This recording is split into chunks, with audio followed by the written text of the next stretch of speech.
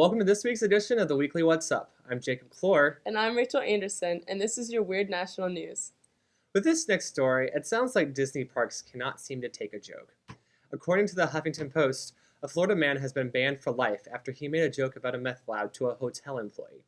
54-year-old David Swindler and his family arrived at the Pop Century Resort on Friday and called the front desk to see if he could extend their stay. After being put on hold for 15 minutes, Swindler hung up.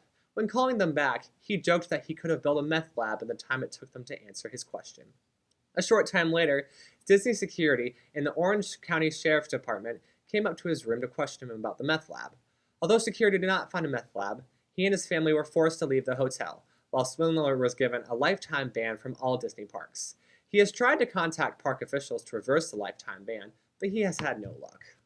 At least he didn't have a meth lab. Yeah, that's nice to know that there's not a meth lab cooking, next door to, the next family. But also, a lifetime ban from Disney parks is awful. That is I'd be horrible. so upset. So sad. Well, I guess some people are born with a guilty conscience. According to the Associated Press, surveillance video caught a man stealing a cell phone from a business in Trenton, New Jersey, then throwing the cell phone and an apology letter over the fence 4 days later. The owner of the business, Butch Mikos, and his daughter, Laureen Collington, said that they had never planned on pursuing legal action, but police are not willing to forgive and forget. In the apology letter, the man said, "I'm the one who took your phone. I'm in a desperate situation. I'm sorry I hurt you. I'm not that type, but a situation can lead some to do dumb things." He went on to say that he was out of work and thought that the money he could get in exchange for the cell phone would help him support his kids. He promised that the situation changed him, and owners Mikos and Cullington hope he means it. Police will continue the investigation despite the returned phone, claiming if he really would like to do the right thing, he should turn himself into the police.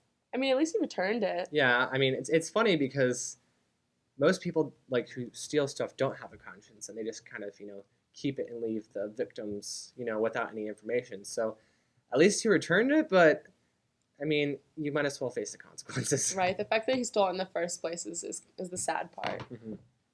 Even suspected burglars have to use the restroom, right? Well, according to the Huffington Post, a Florida man accused of breaking into a bar and defecating on the floor was allegedly caught with his pants down. Literally. Oh. Deputies noticed thousands of dollars worth of damage to computers, monitors, and the cash register. They also noticed human feces on the bar floor. Police also found the suspect, 60-year-old Robert Predmore, outside the bar. He was unconscious and smelled like feces and alcohol. Police also found a backpack belonging to Predmore with marijuana and prescription pill bottles inside. He was booked on charges of burglary, criminal mischief, and possession of marijuana. So wait, what did he steal? He pretty much vandalized a bar, and he also stole some alcohol. See, allegedly. He allegedly did all these things. Well, I wonder if he did it after the bar closed. How did he... Okay, so he broke in. Yeah. Okay. Yeah. Wow, that's just and he one night gone wrong. Yeah, and he left a little bit of a clue in the bar. Yeah, I guess he did. Well, Jacob, have you ever heard of parthenogenesis? That is a word that I, a comm major, do not know. Well, it's a type of asexual reproduction in which offspring develop from unfertilized eggs. It can occur in some fish, insects, amphibians, birds, and reptiles. According to the Associated Press, a captive snake has given birth for the second time without interaction with a member of the opposite sex. This year's offspring did not survive, unfortunately, but 2 of her offspring from 2014 are alive and on display. There are no other documented cases of parthenogenesis in this type of snake, a yellow-bellied water snake, because unlike most snakes, this one gives birth to live young rather than from eggs that hatch. It is a possibility that the female snake stored sperm from her time in the wild, but according to scientists, the likelihood of it being stored for 8 years is close to impossible. A.J. Hendershot, regional supervisor for the Conservation Department, said, This is the way you make discoveries. When you keep things in captivity, you learn a lot about what they're capable of." Wow. I mean, that's just nuts. Mm-hmm. I mean, especially the whole thing about giving birth to live young. That sounds more like a mammalian thing. Mm-hmm. And like they said, you'd never know if it wasn't in captivity. Mm-hmm. I mean, you learn a lot of things. Well, what do you think of when you think of bunnies, Rachel? Well, I mean, they're in our backyard year-round, and they're pretty cute. Yeah. They're little, skittish animals, but they're adorable. Well, the residents of Langley, Washington would disagree with all of our statements that we just said, because their town was overrun by hundreds of bunnies. A According to the Huffington Post, the bunnies burrowed holes in the football fields, destroyed the foundations of several homes, and posed health risks to animals and humans alike. According to officials, the district had just spent $80,000 restoring their football field. That sucks. The bunnies are believed to be the product of bunnies that escaped from Allen County Fairgrounds decades ago. Some residents have even taken it upon themselves to feed the hundreds of bunnies. However, a meeting is scheduled in October to address the problems. Some residents have even suggested releasing raptors to control the population. Oh, poor bunnies. I know. Cruel. I was wondering how they were planning on getting rid of them. Yeah, I mean, it's just, I know it's a huge nuisance, but it's kind of sad at the same time. Yeah. Well, continuing on our animal trend, did you know that animals can have asthma? I always thought it was kind of more of a human thing. Yeah, so did I. But apparently they can, and a 1-year-old sea otter in an aquarium in Seattle suffers from it. According to the Associated Press, trainers at the Seattle Aquarium are training the otter, named Mishka, to use an inhaler. Mishka was diagnosed with asthma after having trouble breathing when smoke from wildfires was in the Seattle area. Dr. Lizana Ladner said a reduced genetic diversity could have contributed to Mishka's diagnosis. As far as her lessons go, Mishka's trainer uses food to teach her to push her nose against the inhaler and take a deep breath. The medication in the inhaler is the same amount that humans use, and it seems to be working. That's kind of cool. You think about it, like, it's kind of a thing that you expect humans to do, just use an inhaler, but like giving an otter an inhaler and them actually using it, that's pretty impressive to train somebody. I agree, and at least it's working. Well, that's all we have for Weird National News. But stay tuned, because when we come back, we will have Susanna Shepherd and Mary Desmond with Awkward Moments.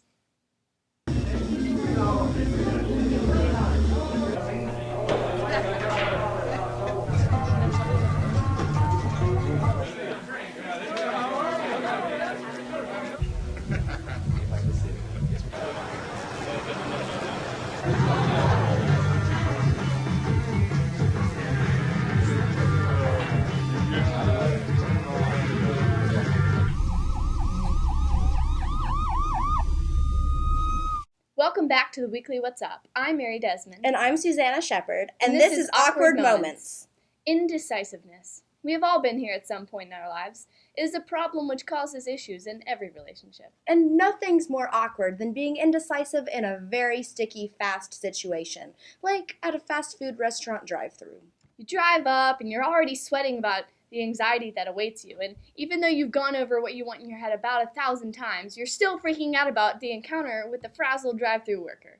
What if I don't want a combo number 3, and what if I want a combo number 6 instead, and what if I don't want a combo at all? There's so many decisions. Basically, just what is life? What do you even want with life? Like what I know whenever I get up to like a drive-thru, I'm all nervous because I'm just like, what if they're like really stressed out and like they're in a hurry? It's just really annoying. Like people don't know what they want with their lives, and I've definitely been in that situation many times. I've gotten to the point at some dining halls where I literally have my order like memorized. Like, I don't like coffee in Turner Place, so I get the exact same coffee every time, and it's kind of a complex order, but I know how to say it to really get to it. But on a side note, many students come in with an idea of a major, and the most indecisive people, they come in their university studies, they're like walking up to the coffee shop, and they stare at the board for a few minutes, and they just don't know what they want. They are the epitome of indecisiveness. In college, many students come in with the idea of a major. The most indecisive people just come in with a university studies major, aka it's the epitome of indecisiveness. They come in, they don't really know like what they want to do. They're like the kid that goes in the coffee shop and just stares at the board at Starbucks, where every single Starbucks is the same, and they're like what order do you want? Speed it up. And, I mean, there's nothing wrong with indecisiveness. It's a completely normal fact of life, but it does make for some perfectly awkward situations. Exactly. Like at orientation, when everyone is going around the circle, introducing themselves and saying super specific majors like aerospace engineering or multimedia journalism. And then there's like the indecisive kid or kids in the group who are just like, I don't even know. I'm a university studies major. Like, help me. Help! It's all too real for those ambiguous minds. However, I find the most awkward situation for an indecisive person in a relationship, especially a relationship with a significant other. I have witnessed this all too often, and I laugh every time. It starts as a simple question of, where do you want to eat? Or what do you want to eat? And turns into a serious fight between two very hangry young adults. Sometimes it even becomes hostile. Once, I saw my roommate Jalen's mom and stepfather fight about what they wanted to eat. It was kind of scary, however. They weren't actually being serious when they were fighting, so it was okay, but it's still, some tension was in there. Yeah, it was awkward. I was there too, and like we were in the car, and like Jalen's stepdad was hangry. Like he was hangry. Like in those Snickers commercials where they're like really like you're not you when you're hungry. Gloves? Yeah, what do you model gloves? Exactly, just like that. Like he was very hungry, and she was like, "Do you need a snack?" And he was just like, "I just need something." And it was scary, but it was interesting. They just didn't know what they wanted, and it was good. Ugh, disclaimer: we're roommates with Jalen, so Yeah. Just if that wasn't clear. No. But there's just something so intense and horribly awkward about making a decision, especially with food. Like, that is a very big decision to make. It must be taken with cautious and serious thought. Some people pressure the indecisive, and it's not fun at all. Back to the drive-thru story. When you get to the window and they say, "Can I take your order?" and all those unclear food feels hit you, and you just don't know what to do, and you buy yourself some time and say, "I don't know, maybe just a minute? Give me a minute?" That's one of the worst feelings ever.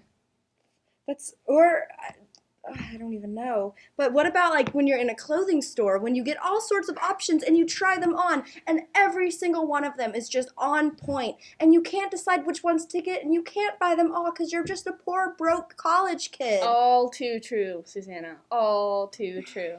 I may be the only one who does this, and I may have issues, but I have trouble deciding on a path to get to class sometimes. I do the same thing. Yeah, no, I think about the time it will take to get there, and I estimate which one is most practical. But I've found myself taking one route at a point, and then midway realizing I'm not going the fast enough way, and then I just look dumb because I'm just like standing in the center of the drill field, just trying to decide which way to actually go, because standing there isn't getting me to class. I'm just like, And then there are people like walking around me and rushing, shoving past me. It's just bad. It's very bad. And dining halls are just like that too, especially I feel like we're so overpopulated at this point, and we've all been in a situation where we just look at all the delicious choices that we're so fortunate to have here, and we just have to walk around for a minute, decide which smells are tempting us the most. No, this was extremely relevant for me when I came here for orientation, and I went to D2 for the first time. It was sensory overload, but in the best possible way. However, that didn't make me any less awkward. I pretty much just walked around about 10 times with my mouth wide open, just staring at everything, like bumping into people. Probably had like a trail of drool behind you so you could see exactly where you were before. It was not good. No. Well, that's all we have for awkward moments this week, but when we come back, we will have Lucy Brascia and Haley Livenbaum with viral videos.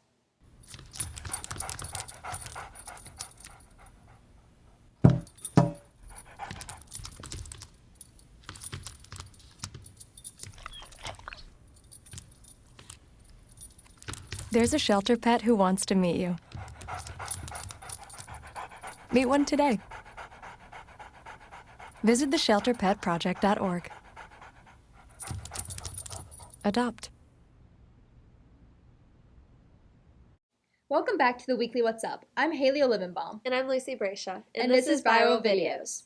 For all those 90s kids out there, I have some big news for you. We finally know what Zoe said in the time capsule all those years ago. Oh, what a beautiful clam. Open it.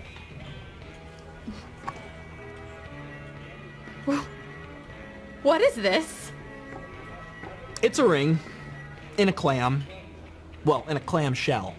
I ate the clam. Oh my God, Chase. Does this mean...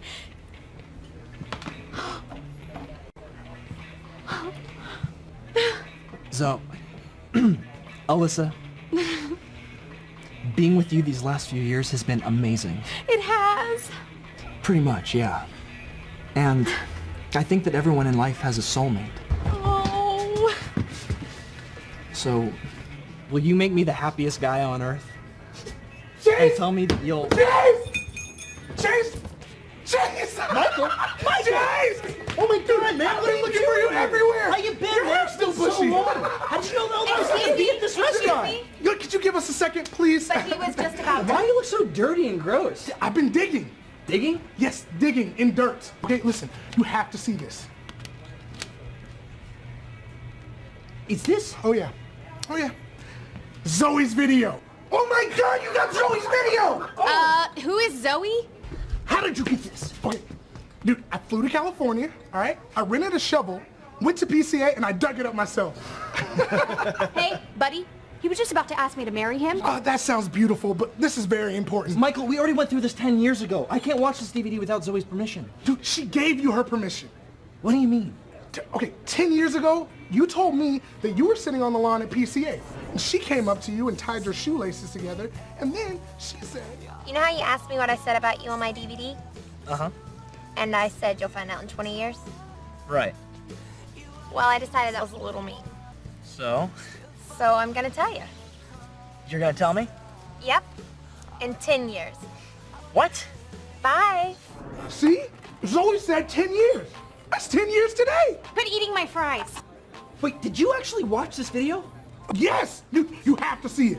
Can he watch it after we get engaged? Babe, you're my everything. Does anyone here have a DVD player? Anyone? Anybody? You? Anyone? DVD player. Come on. Anyone? Anyone? Anybody? I have a VHS player. No! That won't work! Man, I've gotta know what Zoe said about me in this video. Okay, look. Do you want me to read it to you? Read it? Yes, I watched the whole video and I wrote down everything she said about it. What are you waiting for? Read it! Can you at least order me some lemonade? Thanks, babe. I'm not thirsty. Okay. You want to know what Zoe said about you? Yes, yes. No, wait.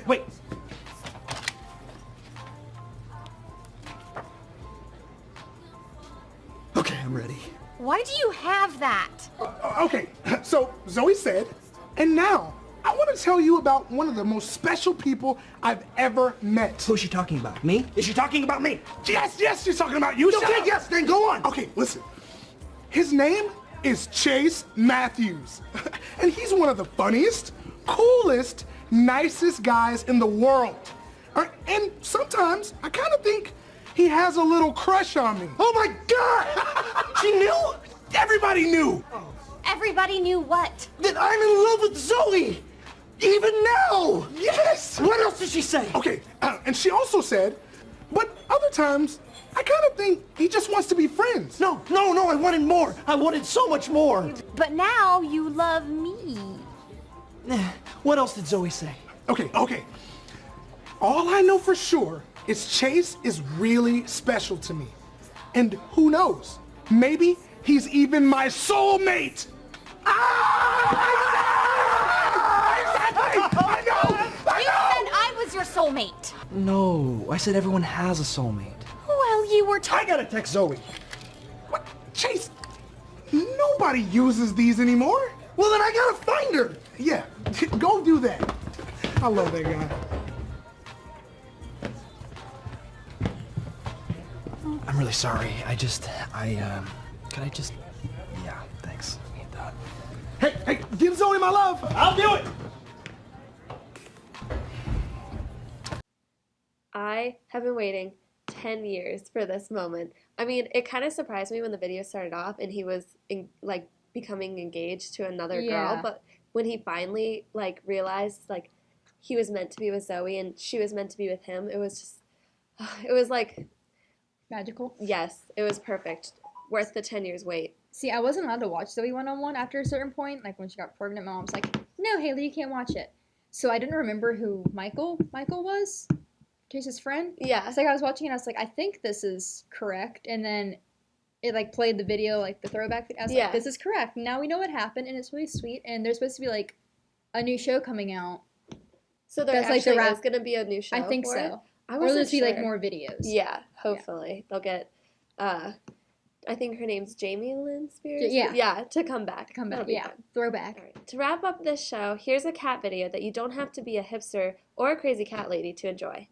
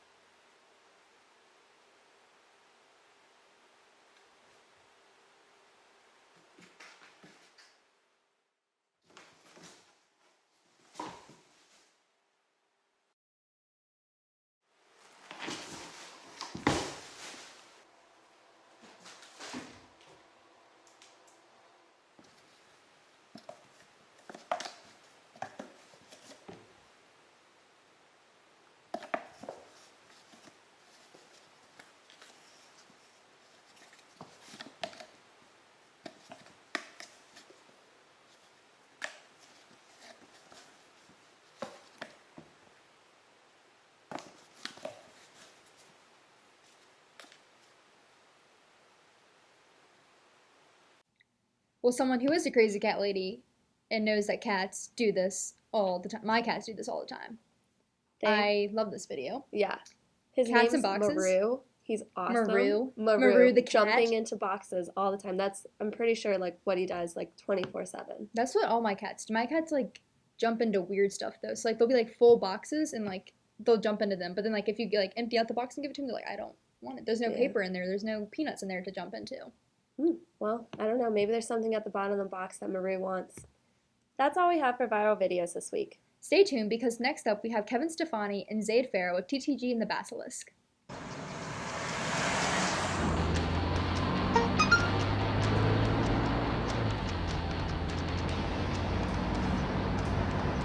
The average text takes your eyes off the road for nearly 5 seconds.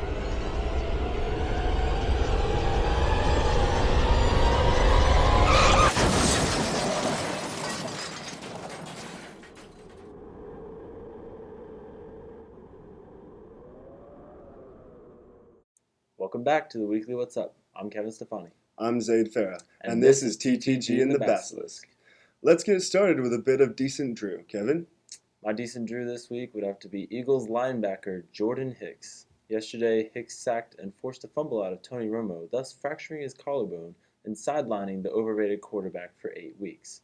I don't wish injury upon anyone, but now that Tony Romo is out and the Cowboys will likely struggle with Brandon Weeden at the helm, Cowboys fans will be forced to stay off the internet, thus lowering the amount of spew that I will have to listen to from the largest and most obnoxious fan base in the nation.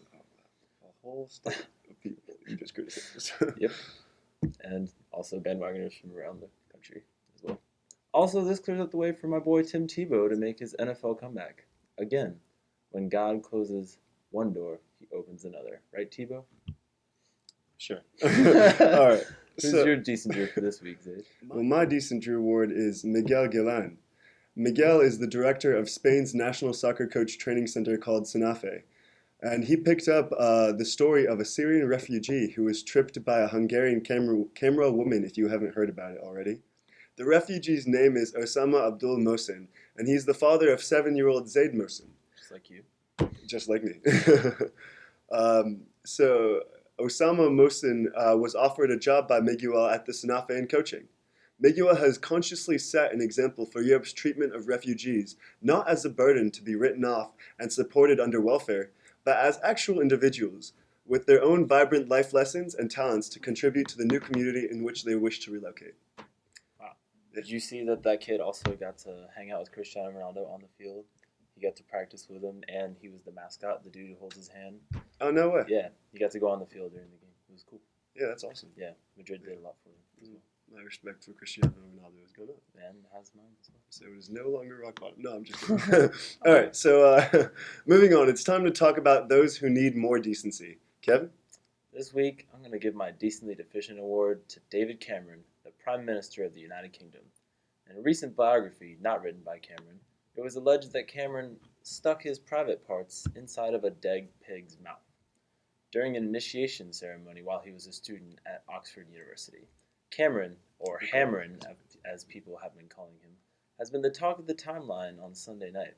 They're now calling the incident Piggate, and the Prime Minister is being slow roasted to perfection. Nice. The bright side for the Prime Minister, there is a new bachelorette on the market that might just be his soulmate. Thoughts, Dave? Actually, yeah. I heard they were calling it Piggate, but also Bay of Pigs. Yeah, no, that's good. All right. The puns have been flowing. Like they have been flowing. Just like the Thames. Just like, all right, typical Oxford kids, right? It's typical. All right. The particular English school teacher of Irving, Texas, whose English-based training could not differentiate between a clock and an explosive device, and gave the impression to police that they would be dealing with a hoax bomb, deserves my Decently Deficient Award this week. This botched mishandling of a student's home project resulted in Ahmed Mohammed, a 14-year-old Muslim, to be placed in handcuffs. This unfortunate series of events has been construed by many as racial bias against Ahmed, and has thus inflated a nationwide debate on the subject of racism and its normalization in the United States. It's been really cool to see all the support that kid's been getting, though. Yeah, it is. He was Microsoft sent him like all this technology, like people all over Twitter. Yeah, and the people have been rallying, voicing their support for him. Yeah. And he even raised awareness to this huge tall bomb in London called Big Ben. Who knew? Oh, nice. Never heard of it. No, I'm kidding. But actually, I think it's it really wasn't, after watching a video on the chief of police's comments about it, it really wasn't so much, they were responding to bomb hoax. I mean, the teacher gave an impression of a ridiculous notion of a bomb hoax. Anyways, yeah. So, Right. Well, I know that now our loyal viewers would know that it's time for decent songs, but I'm sad to announce that we have to cancel that segment. yes, it appears that the bands we use have copyrights. Lame. But it's okay, because we have a brand new segment for you guys called Rant City. Would you care to explain, TTG Rossi? Well, yes, I would, Zayd. Rant City is pretty self-explanatory. Each week we will both go off on a rant on someone or something that needs ranting. My rant will be called the TTG tirade, while Zayd's will be called the parcel-tongue pontification. Zayd, would you like to begin with your first parcel-tongue pontification? I would, Kevin. A big issue in upcoming debates in Nevada and Iowa will very likely be big money in politics. More specifically, very real consideration is being given to a particular tax policy called the Financial Transaction Tax, abbreviated the FTT. The FTT seeks to deter volatilism, which has been attributed as a significant factor in recent market crashes, and so is intended to target the vast sums of liquid assets dumped during a market scare, which happened in 2008, by big money such as central banking. It can be viewed as reparation. The FTT can be viewed as reparation to the average taxpayer for the massive government bailout that occurred during the financial crisis in 2008. The FTT is Bernie Sanders' big selling point, and so it is virtually inevitable that the issue will be contested in the upcoming Democratic debates, and very likely in the Republican debates, if only in response to an uptick in the national interest on the subject, even though it's more big government, maybe in their eyes. So why does that upset you? Which part? All of it. So it upsets me that it's not a bigger issue, for one. Yeah. All right. TTG's first tirade will be about something much more important than what we've just discussed. Nicki Minaj, the plague. I genuinely do not understand why people seem to like her, or why her songs are still played on the radio. A, she's a terrible rapper. Have you heard the song Stupid Ho? That's definitely in the top 5 worst songs of all time, and everybody just seemed to forget Top about 3. it. Like, yeah, I would put it, definitely top 5. Up to me, it's the worst song of all time. I mean, like, Iggy Azalea had one bad freestyle rap that goes viral, and everybody hates her. And Nicki Minaj wrote, rapped, and released Stupid Ho on purpose. Like, it wasn't even an accident. People still like her. She's also probably the fakest hypocrite on the planet. She loves to say positive things like, if you don't have anything nice to say, don't say it at all. And then goes and releases Stupid Ho, which is a song entirely dedicated to saying mean things to some stupid ho. Unfortunate. She also just has this completely plastic look on her face that really irritates me, like, just very fake. Also, her butt. Also probably fake. No, I'm kidding. It looks real. No, it's probably real, but I just don't find it attractive. It's just really big. I mean, just pure volume equal attractive. I never learned that formula in my chemistry class. And also, let's be real, she totally slept with Drake and Wayne. Zayd, thoughts? Yeah, Kevin, I agree with you, especially with her standalone music, but I kind of liked her in Young Money. Especially that song, Roger That. That was a good song. Oh, goodness. What, no? You don't Roger that? I do not Roger. Right. Sorry, it's not a 10-4 for me. Yeah. Anyways, that'll do for this week's episode. Have a good week, everyone, and we'll see you next time on the Weekly What's Up.